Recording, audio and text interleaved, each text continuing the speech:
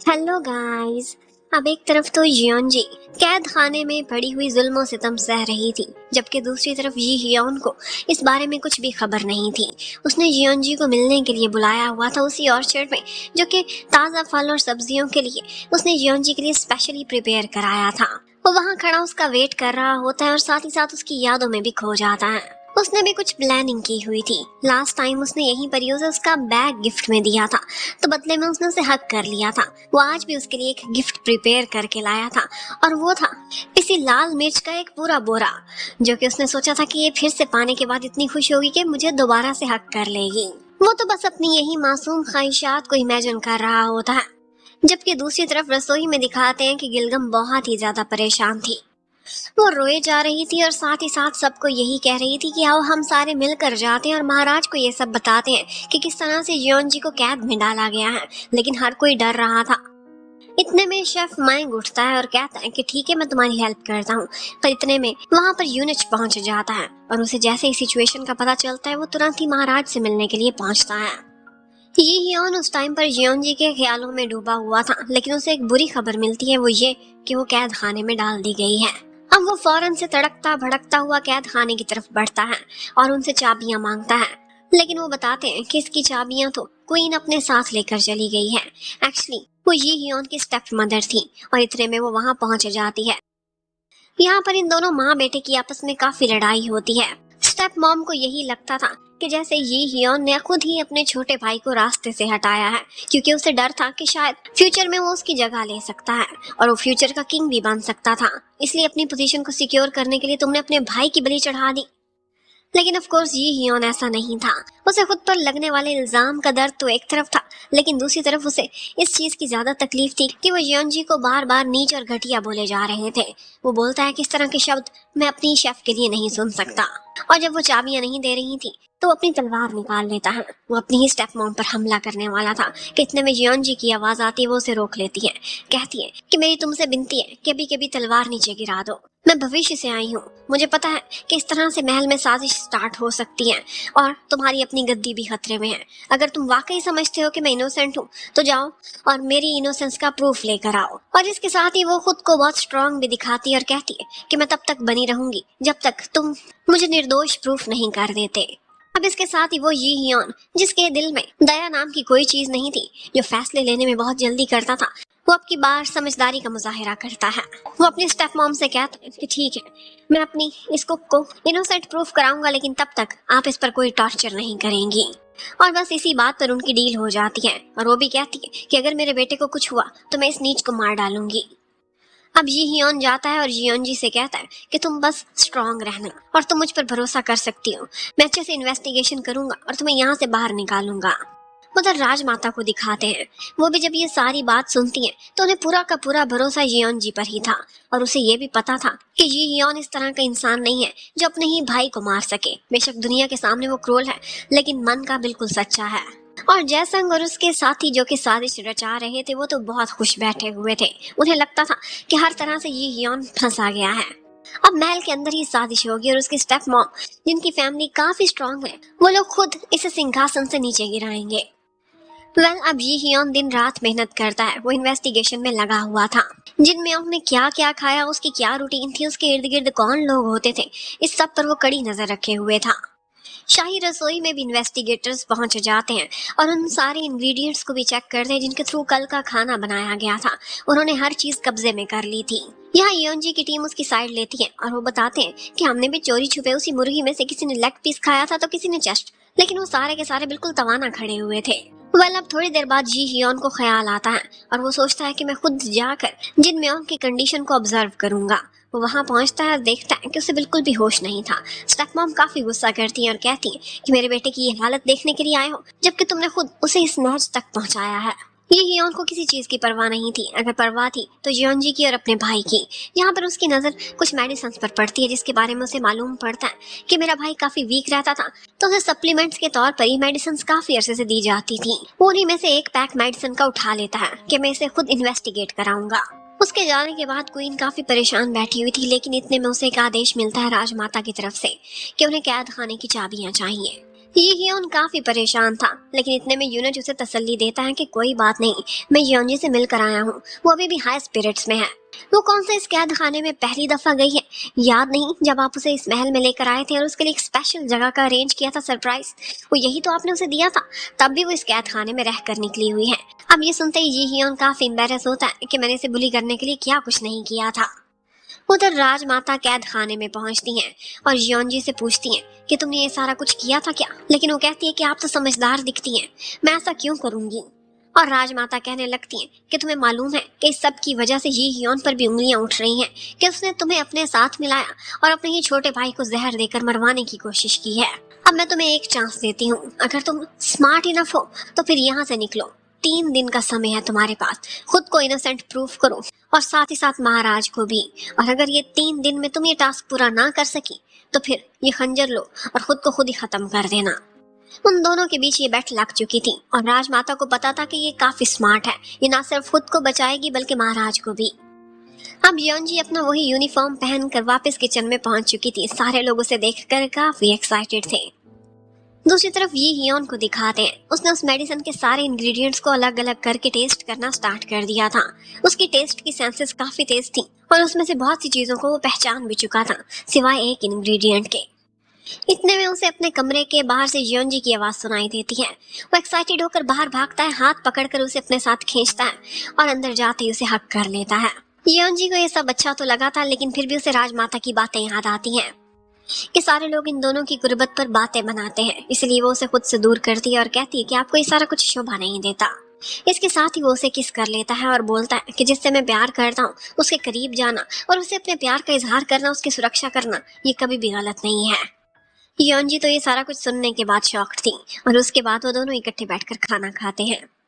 योंजी मानती तो नहीं है, लेकिन जी हियोन ने जिद की थी और आदेश दिया था कि तुम आज मेरे साथ ही खाना खाओगी।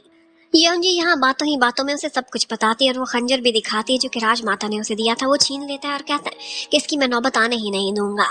इतने में योंजी उससे कहने लगती है कि मुझसे बिना परमिशन आप हमेशा मेरे ज्यादा क्लोज हो जाते हैं, अपनी कुछ लिमिट्स रखे ना। वो बोलता है ऐसा भी गलत मैंने क्या कर दिया, अगर ऐसा ही है तो तुम कुछ लिमिट्स बना दो ना, मैं उसे फॉलो कर लूंगा। अब वो शर्माते शर्माते उससे कहती है कि देखिए, मुझे हक करना, मेरे करीब आना या फिर ड्रंक होकर मुझे किस करना, आइंदा ऐसा नहीं होना चाहिए। अब ये बोलते हुए वो शर्मा भी रही थी और एक तरह से महाराज को ही आदेश भी दे रही थी। उसके इस क्यूट से ऑर्डर पर ये हियोन स्माइल करता है और कहता है कि चलो अपने टास्क को स्टार्ट करते हैं। अब उसके बाद वो दोनों इकट्ठे मिलकर इन्वेस्टिगेशन करना स्टार्ट कर देते हैं। सारे इंग्रेडिएंट्स भी उन्होंने चेक कर लिए थे, एक एक चीज को अच्छे से परखा था और तो और रॉयल डॉक्टर ने भी हर चीज को अच्छे से चेक किया था। किसी इंग्रेडिएंट में कोई भी गड़बड़ नहीं थी। और भी लोग थे खाना खाने वाले, लेकिन किसी को भी कोई शिकायत नहीं हुई। सिर्फ एक चीज थी जो जिन मियोंग अकेले ही खाता था और वो थी उसकी वही सप्लीमेंट वाली मेडिसिन, लेकिन उसके इंग्रेडिएंट भी सारे चेक हो चुके थे, उनमें कोई भी गड़बड़ दिखाई नहीं दे रही थी। अब इसी बारे में सोचते सोचते सारी रात ही बीत जाती है और जियोंजी और जी हियोन को पता ही नहीं चलता कि वो लोग कब सो गए थे। इतने में जी हियोन के कमरे में यूनच आता है, वो उसे जगाता है, उसे कुछ इन्फॉर्मेशन देता है, लेकिन जी हियोन उसे शांति से बाहर जाने को कह देता है क्योंकि वो जियोंजी की नींद खराब होते नहीं देखना चाहता था। अब जियोंजी अपनी कुछ इन्वेस्टिगेशन अपने कमरे में साथ भी लेकर आ गई थी और वहाँ पर गिलगम थी। वो उन चीजों को खुद भी चेक करती है। गिलगम की नोज पावर, स्मेलिंग पावर बहुत ज्यादा तेज थी और यहाँ पर एक इंग्रेडिएंट को चेक करते हुए वो कहती है कि ये तो बिल्कुल किसी चूहे की वेस्ट की जैसी स्मेल है। ये सुनकर वो काफी हैरान जरूर हुई थी, लेकिन उसने इसकी बात को इग्नोर कर दिया था। लेकिन नेक्स्ट ही डे हमें पता चलता है कि किंग की तबीयत भी बहुत ज्यादा खराब हो गई है। वो भागती हुई उसके पास जाती है और बस यही वो पॉइंट था कि जब उसे हिंट मिल चुका था। ये हियोन ने भी एक दिन पहले उसी इंग्रेडिएंट को अच्छे से चेक किया था और उसके बारे में मेंशन भी किया था कि इसकी मुझे पहचान नहीं हो रही। अब थोड़ा बहुत सोच विचार करने के बाद शाही वेद उनको बताता है कि उस इंग्रेडिएंट का नाम ओरियंग जो है और ये वाकई कुछ छोटे छोटे एनिमल्स के वेस्ट से ही बनती है, लेकिन इसका कोई जहर जैसा असर नहीं होता। अब नेक्स्ट पॉइंट था और यहाँ पर थोड़ी ही देर में उनको एक और बात रियलाइज होती है और वो ये थी कि इसे जिनसंग के साथ अगर इस्तेमाल किया जाए तो फिर ये ओरियंग जो एक जहर बन जाती है। और वाकई ऐसा हुआ था।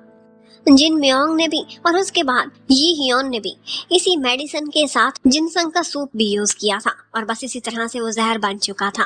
किंग की हालत काफी बेहतर थी क्योंकि उसने ये मेडिसिन ज्यादा नहीं बल्कि थोड़ी सी टेस्ट की थी। अब उस बेचारे का वॉमिट करने को तो बहुत दिल करता है क्योंकि उसे पता चला था कि ये तो वेस्ट से बनी हुई मेडिसिन है। लेकिन एटलीस्ट उन्हें इस राज के बारे में पता चल गया था कि जिसकी वजह से जिन म्योंग की तबीयत खराब हुई थी, और ऑफ कोर्स ये प्रूफ भी कि जियोंजी ने कुछ भी गलत नहीं किया था। वो यही शाही वेद को ऑर्डर करते हैं कि जाओ और इसका एंटीडोट प्रिपेयर करो। उसने बोला था कि मुझे 1-2 दिन लगेंगे लेकिन मैं जरूर कर लूंगा। अब उस डॉक्टर के चले जाने के बाद किंग यूनिच को ऑर्डर करता है कि जाओ और अभी के अभी पता करो कि मेडिसिन कौन प्रिपेयर कराया करता था। अब उसके जाने के बाद किंग की थोड़ी तबीयत खराब हो रही थी, वो गिरने लगता है तो युएनजी आगे बढ़कर उसे संभालती है और बस वो उसे अपने साथ ही लिटा लेता है। उसे कहती है मेरी शर्त याद नहीं, लेकिन वो बोलता है कि अभी तो चीटिंग करने दो ना, अभी तो मेरी तबीयत खराब है, तुम मेरे साथ लेटी हो तो मुझे बहुत सुकून मिल रहा है, बस थोड़ी देर ऐसे ही लेटी रहो। उधर सेओंग जाए बाकी सारे लोगों के साथ फार्मेसी में जाता है और पता करता है कि कुछ गड़बड़ी तो नहीं हुई। यहाँ पर उन्हें मालूम पड़ता है कि एक लेडी यहाँ पर काम करती थी लेकिन वो 2 दिन से लापता है। उसके अचानक भाग जाने में उन्हें शक होने लगता है, वो उसी का ही पता चलाने लगते हैं। योंजी परेशान थी कि मेरा समय खत्म हो रहा है, क्या एक दिन में हम लोग उसे तलाश कर लेंगे, लेकिन जी हियोन को पूरा भरोसा था कि मैं तुम्हें बचा ही लूंगा। और उसे तलाश करने के काम पर उसने गोंग गिल को लगाया हुआ था, जो कि जगह जगह जाकर उसके स्केच वाले पोस्टर्स बांटता है और उसे तलाश कर रहा होता है। और ऑफ कोर्स जैसा कि हमें पता है इस सारा कुछ करने के पीछे मॉकजू का हाथ था। उसे भी फिक्र होने लगती है कि कहीं वो लोग उसी लेडी तक पहुंच ना जाए, इसलिए उसे रास्ते से खत्म कर दो। अब मॉकजू की राइट हैंड चू वॉल उसी से चोरी चोरी मिलने के लिए जाती है और बस वो उसे खत्म करने ही वाली थी कि इतने में कोई उसे ब्लॉक कर देता है और वो गोंग था। गोंग को किंग से ज्यादा अपने काम से मतलब था। वो कहता है कि आज मैंने तुम्हें तलाश कर ही लिया है, यही हथियार मेरी बहन के हाथ में भी था जब उसकी मौत हुई थी, तुमने ही उसे मारा था। लेकिन मुझे ये बताओ किसके ऑर्डर पर, किंग के ऑर्डर पर क्या? और बस वो लोग बातें भी कर रहे थे और उनके बीच फाइट भी हो रही थी। यहाँ पर चुओल को देखने में लग रहा था कि वो भी फाइटिंग में काफी एक्सपर्ट है, लेकिन गोंगिल वो कहीं कहीं उससे मात खा जाता था क्योंकि वो उस टाइम पर बहुत इमोशनल हो चुका था और अपने जहन से ज्यादा अपने दिल से काम कर रहा था। इतने में चुओल उसे एक दफा ट्रैप कर ही लेती है और उसकी गर्दन पर खंजर रख के कहती है कि अब मरने ही वाले हो तो आखिरी दफा सुन लो, तुम्हारी सिस्टर ऑकडू की मौत मॉकजू के कहने पर मैंने ही की थी, क्योंकि वो किंग के कुछ ज्यादा ही क्लोज हो रही थी, उन्हें खुद की तरफ अट्रैक्ट करने की कोशिश कर रही थी। जो भी ऐसा करेगा मॉकजू की तरफ से उसकी एक ही सजा है और वो मौत है। अब ये सुनने के बाद गोंगिल ने उसके वार को पछाड़ दिया था और उसे पकड़ लिया था। उसके बाद वो उसी लड़की को सबूत के तौर पर वहां से ले जाने लगता है, लेकिन इतने में जैसे उनके बंदे आते हैं और उसे मार डालते हैं। अब उनके हाथ वो लेडी तो नहीं लगी थी जिसने मेडिसिन के साथ गड़बड़ की थी, लेकिन चुवॉल जरूर लग चुकी थी। किंग उससे जाता इन्वेस्टिगेशन करता है, लेकिन वो साफ इनकार कर देती है और कहती है कि मेरी अपनी उससे कुछ दुश्मनियां थी और इसमें मॉकजू का कोई भी हाथ नहीं है। किंग जाता है और मॉकजू से लड़ाई करता है, कहता है तुम्हारी राइट हैंड ये सारा कुछ करती हुई पकड़ी गई है, लेकिन मॉकजू बोलती है कि ये सारा कुछ करने में मुझे क्या फायदा होगा। मॉकजू ने महल में अपनी पोजीशन काफी स्ट्रांग की हुई थी, उसे इतनी आसानी से रास्ते से हटा नहीं सकता था। मॉकजू भी उसे कहती है कि ठीक है मैं खुद की गलती मानूंगी, पहले सबूत तो लेकर आओ। ये यौन पर अभी भी उस मेडिसिन का असर था, उसकी तबीयत कभी कभार खराब हो जाया करती थी, लेकिन उसे तसल्ली थी कि अब योंजी सेफ है। अब थोड़ी ही देर बाद वो ये एंटीडोट तैयार होकर आ जाता है। पहले जी हियोन उसे यूज करता है और फिर उसके बाद वो लोग फैसला करते हैं कि इकट्ठे जाएंगे और जिन म्योंग को भी ये पिला कर आएंगे, लेकिन उसकी मॉम साफ इनकार कर देती है। फिर राजमाता के समझाने पर कि ये रॉयल डॉक्टर ने प्रिपेयर किया है खुद अपने हाथों से, उसे कुछ तसल्ली होती है और वो अपने बेटे को वही मेडिसिन देती है, लेकिन वो ये मेडिसिन खाते ही थोड़ी देर बाद वॉमिट कर देता है और फिर जैसे उसे कुछ दौरा सा पड़ने लगता है। ये सारा कुछ योंजी अच्छे से समझ जाती क्योंकि वो भविष्य से आई थी और पढ़ी लिखी थी। वो कहती है कि इसने काफी दिनों से कुछ नहीं खाया, इसलिए कमजोरी की वजह से ऐसे हो रहा है। वो भागती हुई जाती है और उसके लिए न्यूट्रिशन से भरपूर खाना तैयार करके लाती है, जो कि इस तरह के पेशेंट्स को दिया जाता है। वो खाना तो प्रिपेयर करके ले आई थी, लेकिन स्टेप मॉम ये खाना अपने बेटे को खिलाने से इनकार कर देती है। कहती है कि मुझे अभी तक इस लड़की पर कोई भरोसा नहीं है। तो यहाँ पर उस पर विश्वास दिलाने के लिए ये हियोन कहता है सारी रस्मों को तोड़ते हुए कि मैं खुद इस खाने को सबसे पहले टेस्ट करूंगा। राजमाता उसे मना करती है कि किंग कैसे किसी के लिए खाना टेस्ट कर सकता है, लेकिन उसे योंजी पर अंधा विश्वास था। वो योंजी के साथ ही बराबरी में उस खाने को उसी टाइम पर टेस्ट करता है और इस तरह से विश्वास दिलाता है कि हमने इसमें कुछ भी गलत ऐड नहीं किया। और उसके बाद यही खाना वो लोग जिन म्योंग को खिलाते हैं और आहिस्ता आहिस्ता उसकी बॉडी में पावर आने लगती है। मेडिसिन ने भी अपना असर दिखा दिया था और उसकी सेहत बिल्कुल ठीक हो रही थी। योंजी को काफी तसल्ली हो जाती है और ये हियोन भी खुश नजर आ रहा था।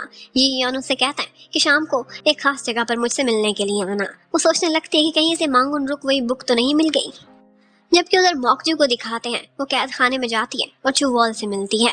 आंसुओं से भरी हुई आंखों से उससे कहती है कि मैं तुम्हें यहाँ से आजाद करने के लिए आई हूँ, लेकिन इसके साथ ही उसे खत्म कर देती है और कहती है कि यही थी तुम्हारी आजादी। अब एक तरफ चुवॉल की जान चली गई थी, जबकि दूसरी तरफ जियोंजी ये हियोन से मिलने के लिए आती है। वो उसे स्पेशल कॉस्ट्यूम पहने हुए मिलता है और कहता है कि बुरी आत्माओं को भगाने के लिए हम लोग एक खास फेस्टिवल और डांस करते हैं, और आज मैं तुम्हारे लिए बेस्ट विशेष के तौर पर यही करना चाहता हूँ। हियोंजी को ये सारा कुछ देखते हुए अपने और जी हियोन के साथ बिताए हुए लम्हे याद आने लगते हैं, और उसे इतना रियलाइज हो जाता है कि जी हियोन उसकी लाइफ में एक बहुत स्पेशल पॉइंट रखता है। उसी टाइम पर जेसन भी कोई चाल चल रहा था। उसने कुछ 2 लोगों को कैद किया हुआ था, जिसमें से एक जी हियोन की नानी थी, जिसके पास कुछ ऐसा सबूत था जिसके थ्रू पता चलता है कि जी हियोन की मॉम को महल से ही कुछ लोगों ने जहर दिया था। वो कहता है कि देखना, जी हियोन राजमाता की बर्थडे के दिन जब ये राज जानेगा और उसे अपने माँ के कातलों का पता चलेगा तो महल के अंदर ही गदर मच जाएगा। उधर जियोंजी जी हियोन से पूछती है कि मुझे लगा था कि तुम मेरे लिए मांगुन रुक वही बुक लेकर आए होगे, लेकिन वो कहता है कि वो भी मिल जाएगी जल्दी, पर मैं ये सोचकर डरता हूँ कि जैसे ही तुम्हें वो बुक मिलेगी तुम यहाँ से चली जाओगी। और सच बताऊं तो मेरा मन नहीं करता कि तुम मुझे यहाँ से छोड़कर कहीं जाओ। मुझे तुम पर विश्वास हो रहा है कि तुम वाकई भविष्य से आई हो, क्योंकि जिस तरह से मैक्रोन्स और वो पास्ता तुमने बनाया था यहाँ के लोग नहीं बना सकते। और फिर इसी के साथ ही वो उसे एक रिंग पहनाता है और कहता है कि क्या तुम आगे जाने की बजाय मेरी जीवन साथी बनकर मेरे साथ रहना चाहोगी। और इसके साथ ही वो उसे किस भी कर लेता है। योंजी से तो इनकार भी नहीं हो पाया था, और उसके मन में सिर्फ एक ही ख्याल आ रहा था कि पता नहीं क्यों मेरा दिल कह रहा है कि अगर इस टाइम पर मैं वापस ना भी जाऊं तो भी मैं यहाँ पर इसके साथ जिंदगी गुजारना चाहती हूँ। और बस इसी के साथ ही ये पार्ट खत्म होता है। Thank you for watching. Next part के लिए हमें अगले वीक का इंतजार करना होगा। Bye bye.